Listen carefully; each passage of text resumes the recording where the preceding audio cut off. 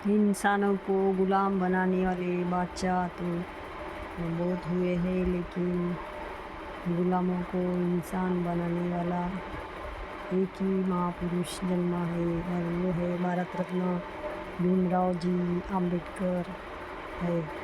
और उन्होंने जो अ, भारत का संविधान लिखा है, उनके उनके जैसा कोई नहीं है। उन्होंने इतनी पढ़ाई की है कि सबसे ज़्यादा रिकॉर्ड किए हैं पढ़ाई में भी। उन्होंने 32 डिग्रियाँ और 9 भाषाओं का ज्ञान था और 32 डिग्री उन्होंने 32 डिग्री हासिल की है और 9 भाषाओं का ज्ञान है। वो है भीमराव जी आम्बेडकर है। और भीमराव जी आम्बेडकर का जन्म आइए हम और आप जानते हैं कि आज हम बात करेंगे भीमराव जी आम्बेडकर के बारे में और जानते हैं कि उनके जीवन के बारे में। उनका जीवन कैसे एकदम संघर्ष में बीता दोस्तों। और उनको उस टाइम ब्रिटिश राज था और ब्रिटिश राज होकर भी उस समय और देश की धर्म व्यवस्था बहुत ख़राब थी दोस्तों। और धर्म व्यवस्था ख़राब होने के कारण और वहाँ पर लोग अन्याय किया करते थे और गुलाम बना कर रखते थे लोगों को।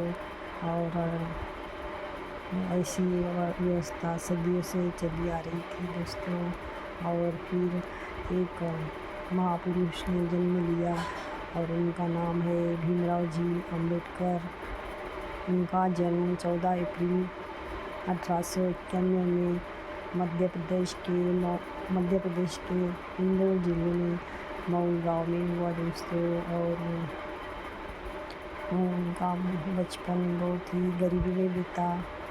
और उनके पिताजी का नाम रामजी सकपाल है और माताजी का नाम भीमाई है। और रामजी सकपाल के 14 पुत्र हुए थे और 14 में से एक ही पुत्र ने इतिहास बनाया दोस्तों। और वो थे भीमराव जी आम्बेडकर। और इतिहास बढ़ाया और इतिहास बनाया दोस्तों भीमराव जी आम्बेडकर।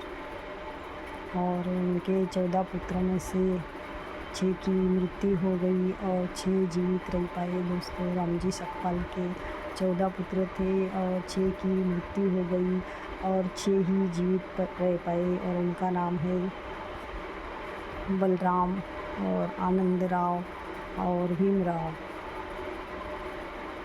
और लड़कियां 3 लड़कियां मंजूरा, गंगाबाई और तुलसाबाई है। 3 लड़के और 3 लड़कियां ही जीवित रह पाए।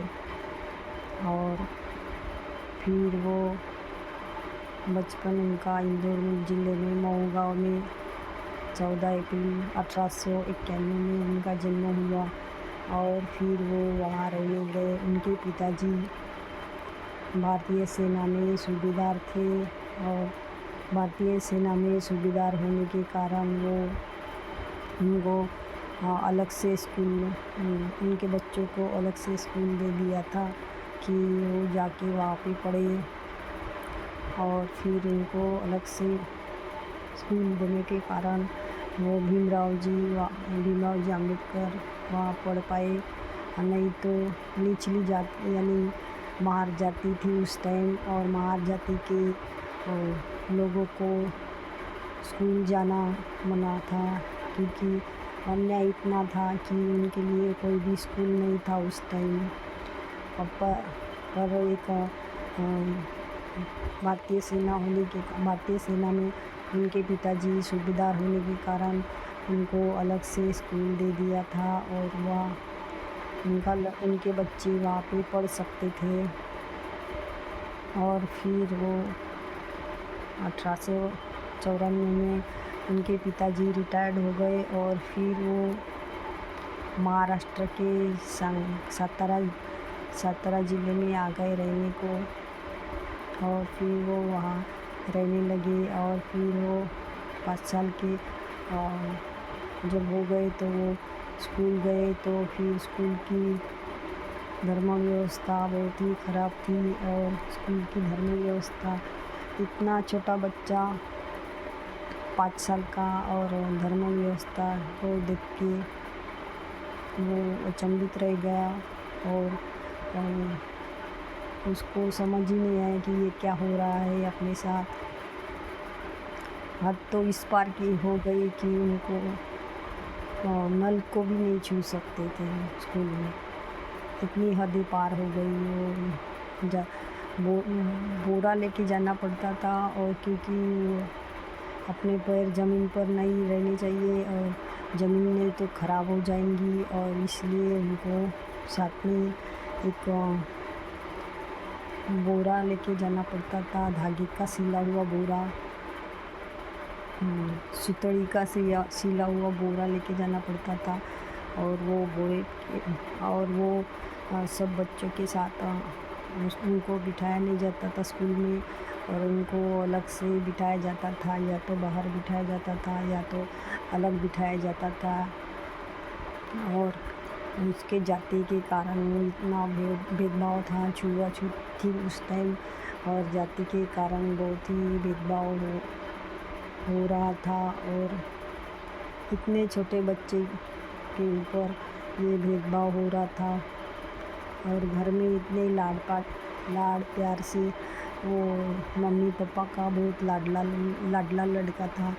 और बाहर की व्यवस्था देख के वो हैरान हो गया दोस्तों। और फिर उसको इतनी समझ भी नहीं थी कि वो क्या करे। और फिर वो स्कूल में प्यासे ही रह जाते थे अगर नल को हाथ नहीं लगा सकते थे। व्यवस्था ऐसी थी धर्म व्यवस्था के चलते, लोगों के विचारों के चलते वो नल को छू भी नहीं सकता, चाहे दिन भर भी बिना प्यासे रहना पड़े। प्यास तो ये तो मानव का, ये तो नेचुरल चीज़ है, पानी तो पी सकते हैं सब, लेकिन वो उस टाइम की धर्म व्यवस्था ऐसी थी कि वो पानी नहीं पी सकते थे, वो नल को हाथ नहीं लगा सकते थे, नल को छू नहीं सकते थे। अगर नल को छू लिया तो वो फिर वो चीज़ वापरने के लायक नहीं रहती थी, वो ख़राब हो जाती थी। अगर नल को छू लिया तो वो वापरने लायक नहीं रहती थी, और फिर वो अछूत हो जाती थी वस्तु, और छू नहीं सकते थे। तो इस कारण फिर वो कड़क उस टाइम की शिक्षा थी। और फिर उस टाइम उनको दिन भर बिना पानी के प्यासे ही रहना पड़ता था। अगर उस दिन चपरासी नहीं आया, चपरासी भी आता था तो ऊपर से घड़े का पानी ऊपर से डालता था, और ऐसे मुंह खुला करके ऐसे पीना पड़ता, ऐसे मुंह खुला करके पीना पड़ता था। ऐसी उस टाइम की धर्म व्यवस्था थी। और महार जाति के कारण ऐसा व्यवहार होता ऐसा उस टाइम महार जाति होने के कारण उस टाइम का व्यवहार ऐसा था। महार जाति यानी सबसे नीची जाति समझी जाती थी दोस्तों, और 4 वर्णों की जाति समझी जाती थी, और महार जाति उसमें सबसे नीची जाति समझी जाती थी, क्योंकि महार जाति का लड़का पढ़ाई भी नहीं कर सकता था, और स्कूल भी नहीं जा सकता था, और पढ़ भी नहीं सकता था। लेकिन उनके पिताजी पुलिस में सूबेदार होने के कारण उनको अलग से स्कूल दिया था, और फिर भी उनको वहाँ पे भी उनको ख़राब परिस्थिति का सामना करना पड़ा। और इतना छोटा बच्चा बच्चों को इतनी परेशानी सहनी पड़ती थी। और ये तो धर्म व्यवस्था बहुत उस टाइम ख़राब थी दोस्तों। और फिर वो पढ़ाई में इतने अच्छे होने के कारण भी उनको बाहर बिठाया जाता था, और टीचर उस टाइम के टीचर उनको बिल्कुल भी ध्यान नहीं देते थे। और फिर ऐसी वहाँ उस टाइम की धर्म व्यवस्था थी। और फिर वो छोटा सा बच्चा पढ़ाई करते गया। उनके पिताजी की सीख थी, पढ़ाई करते रहो, पढ़ाई करते रहो, पढ़ाई करते रहो। और उनके माताजी भी भीमाई भी बताती रहते थे कि पढ़ाई करते रहो, पढ़ाई करते रहो। और फिर उनकी माताजी का भीमाई का मृत्यु हो गई। और फिर उनका लालन पालन मीराबाई ने किया, उनकी बुआ थी। और फिर उनकी देखभाल और जीवन भर की देखभाल वो मीराबाई ने की दोस्तों। और फिर वो मीराबाई ने उनकी देखभाल की। पढ़ाई में इतने अच्छे होने के कारण भी धर्म व्यवस्था के चलते उनको अलग बिठाया जाता था और नल को भी नहीं छू सकते थे। और बिना पैसे उन्होंने ज़िंदगी निकाली। और फिर वो वहाँ से बम्बई चले गए। एक टाइम ऐसा था कि तीनों भाई को पिताजी को मिलने जाना था। और फिर ऑफिस में पिताजी को मिलने जाना था। तो फिर उस टाइम वो बहुत दूर थे पिताजी और जंगल से जाना था। तो एक बैलगाड़ी, उनके पास पैसे भी थे और बैलगाड़ी में बैठने के लिए बोला। तो बैलगाड़ी में बैठ गए। अच्छे कपड़े पहने थे। तो वो बैलगाड़ी को लगा कि बहुत ही ऊंचे जात के हैं लड़के। तीनों भाई बैठ गए, लेकिन आधे रास्ते में उनको पता चला कि वो महार जाति के हैं।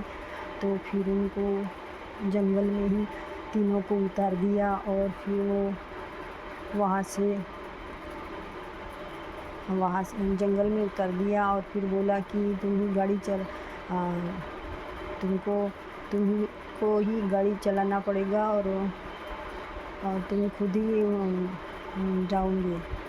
और फिर उसके बदले उन्होंने पैसे दिए और उतनी दूर उन्होंने खुद ही गाड़ी चलाई दोस्तों। वो तीन भाई ने खुद ही गाड़ी चलाई। और फिर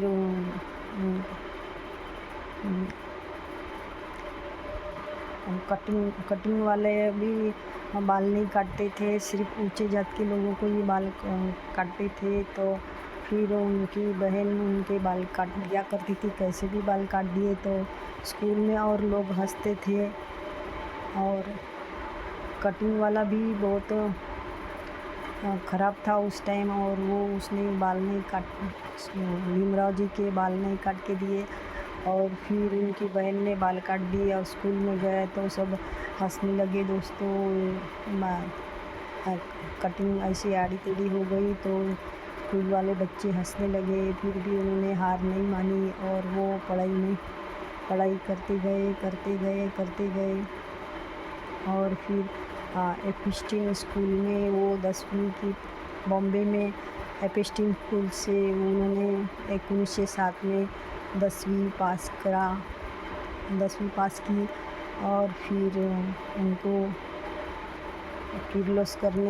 अर्जुन किर्लोस्कर जो मराठवाड़ा जाति के विद्वान थे, उन्होंने उनको एक बुद्ध की जीवनी की किताब भेंट दी, पुरस्कार के रूप में भेंट दी। और उन्होंने 10वीं पास की और पहले 10वीं पास के छात्र बने। और उस महार जाति के 10वीं के पहले छात्र उस टाइम बने। तो महार जाति में पूरे समाज में वो खुशी की लहर फैल गई कि महार जाति का एक लड़का 10वीं पास किया। तो पूरा खुशी का माहौल समाज में फैल गया दोस्तों। और फिर उन्होंने 1912 में पॉलिटिकल साइंस की पढ़ाई की। और 1913 में उन्होंने MA किया। और फिर 1915 में वो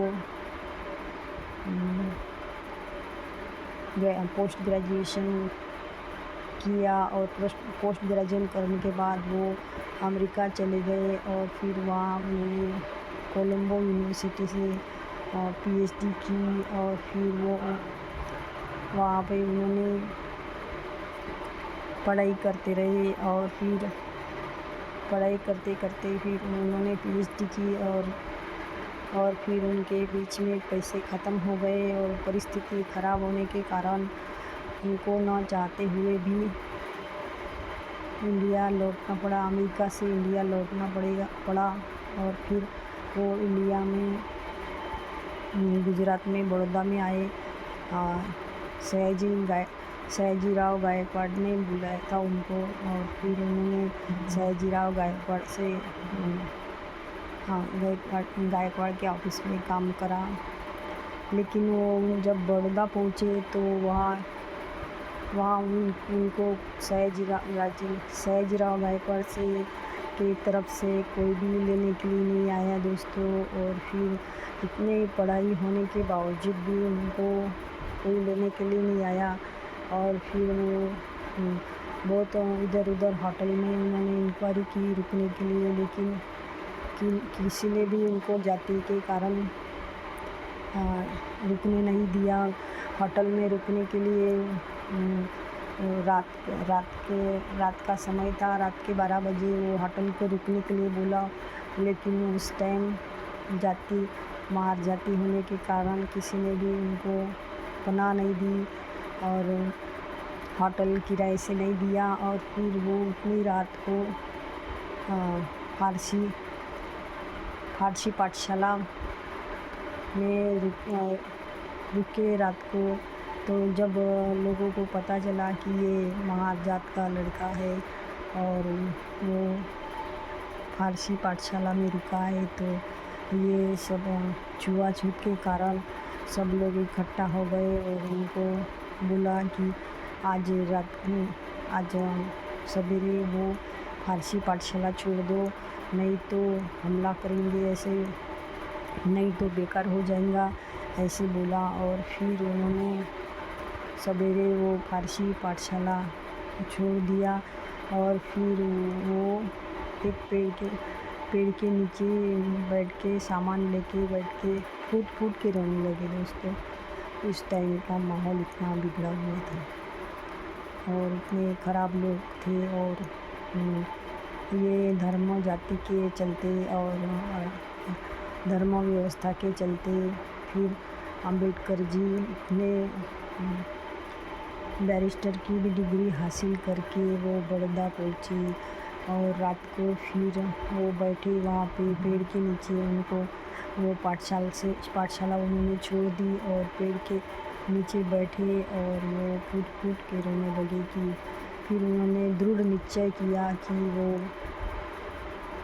जाति बदल के रख देंगे और जाति की धर्म व्यवस्था है उनको उसको पूरा बदल के रख देंगे। उन्होंने दृढ़ निश्चय किया कि मेरे साथ हुआ है वो और किसी के साथ ऐसा ना हो करके, और खुद की ज़िंदगी, लोगों की ज़िंदगी खुद के लिए होती है और ऐसी ज़िंदगी बर्बाद ना हो, इसके लिए उन्होंने पूरा जीवन में निश्चय किया कि वो इस समाज व्यवस्था को पूरी तरह बदल देंगे। और उनकी विचारधारा के चलते फिर उन्होंने क्लर्क और अकाउंटेंट की जॉब किया और फिर उन्होंने थोड़े से पैसे इकट्ठा किए और फिर वो अमेरिका चले गए। और फिर लंदन में उन्होंने द प्रॉब्लम ऑफ रूपी, evolution, finance of British India, ऐसी किताबें लिखी। और फिर उन्होंने पीएचडी की, evolution of finance British India, ऐसी किताब लिखी। और द प्रॉब्लम ऑफ रूपी, भारत का व्यापार अर्थव्यवस्था, इसके बारे में उन्होंने बहुत बड़ी किताबें लिखी। और फिर वो बहुत ज्ञानी थे और उन्होंने इतनी किताबें लिखी। और फिर लंदन से वो उन्होंने कानून की लंदन में उन्होंने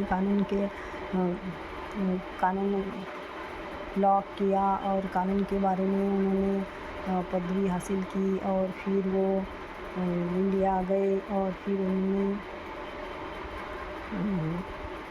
इंडिया आ गए और फिर वहाँ पे वो बैरिस्टर होके आए इंडिया। और फिर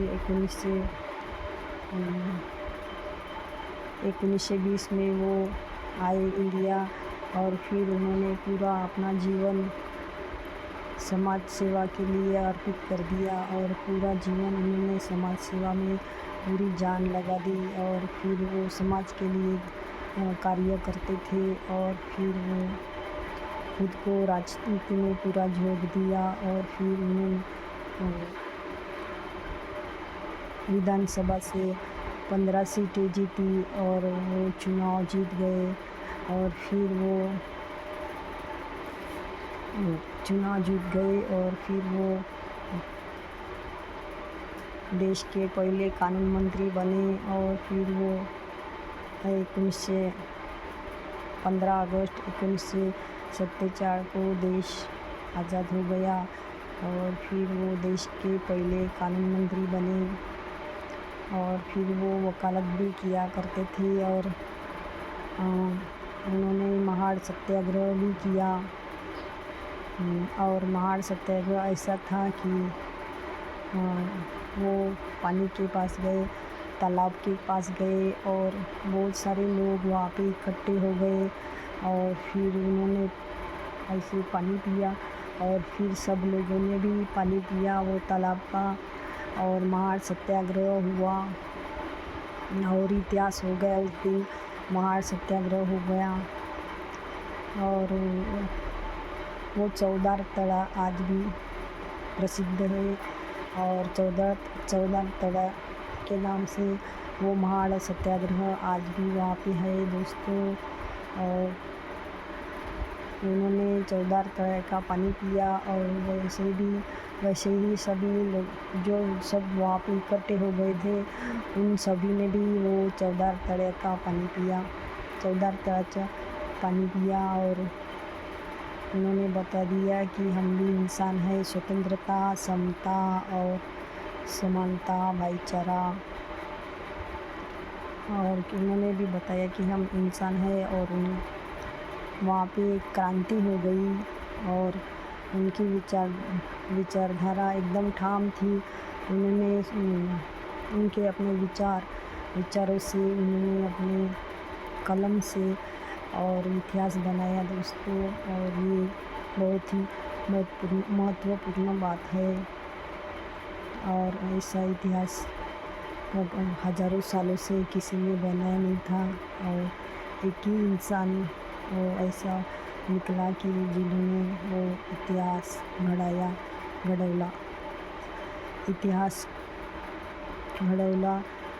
इतिहास बनाया दोस्तों।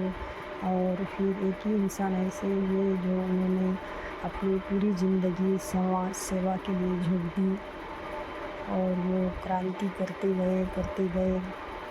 और पढ़ाई में भी वो आज तक पढ़ाई में भी उनका रिकॉर्ड कोई तोड़ नहीं पाया और दिन रात पढ़ाई करते थे। और उस टाइम दिए में वो पढ़ाई करते थे। और फिर वो देश के पहले कानून मंत्री बने। और फिर वो उनकी पत्नी का नाम रमाबाई है। और फिर उन्होंने बाद में एक सविता अम्बेडकर एक ब्राह्मण बाई से शादी की। और फिर वो उन्होंने कॉन्स्टिट्यूशन ऑफ इंडिया एकदम भारतीय संविधान लिख डाला। और वो लिखने के लिए उनको दिन रात मेहनत करना पड़ा और उसके लिए टाइम लगा 2 साल 11 महीने और 17 दिन।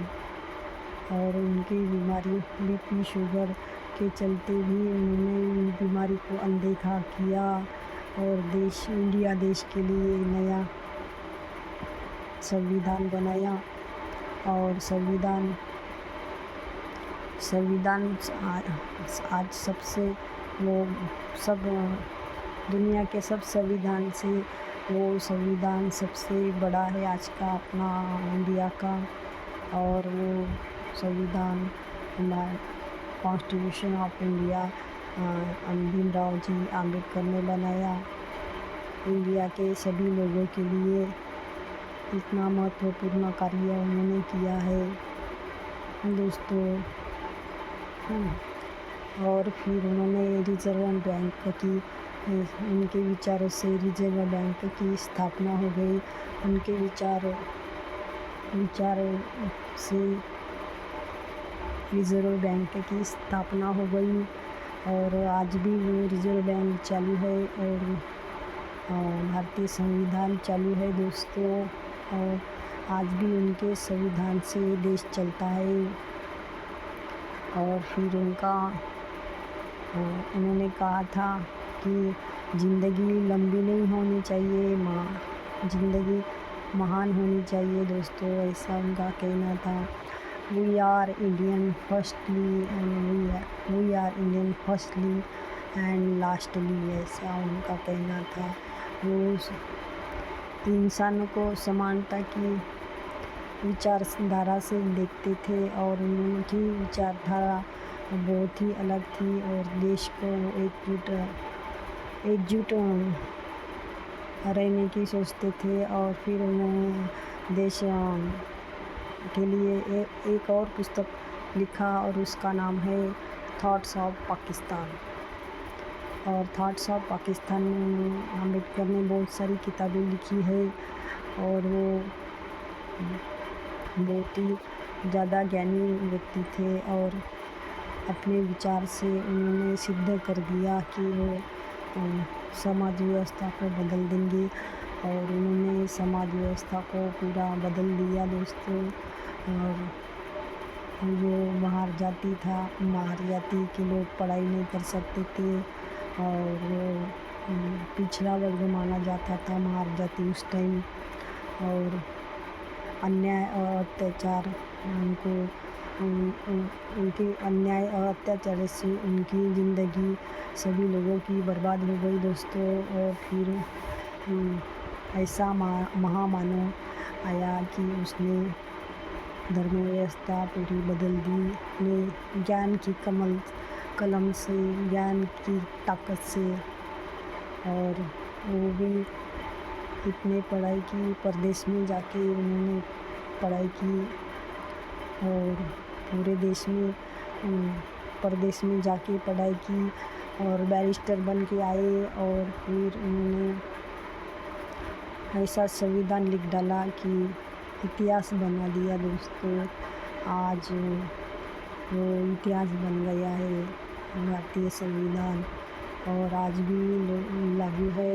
और दुनिया का सबसे बड़ा अपना इंडिया का संविधान है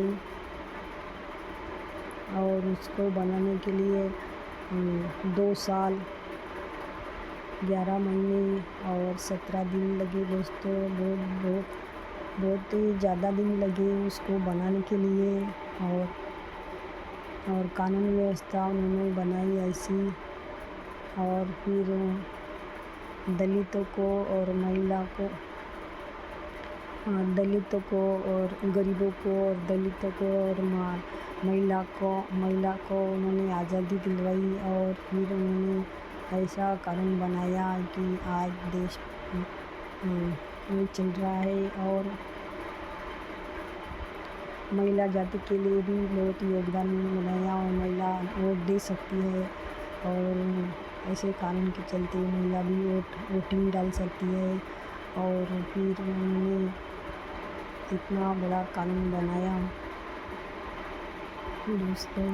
और इतने कड़ी संघर्षों के बाद उनके विचार बहुत ही ठाम थे और उन्होंने पूरी ज़िंदगी मार जाति के पूरी ज़िंदगी बदल डाली दोस्तों। और समाज के लिए एक प्रेरणा दी है उन्होंने जीने के लिए। नहीं तो वो मार जाति के तो लोग पूरे जी नहीं पा सकते थे। गुलाम व्यवस्था इतनी कड़ी थी कड़ी थी, कड़ी कड़क थी कि वो उनका जीना बहुत मुश्किल था।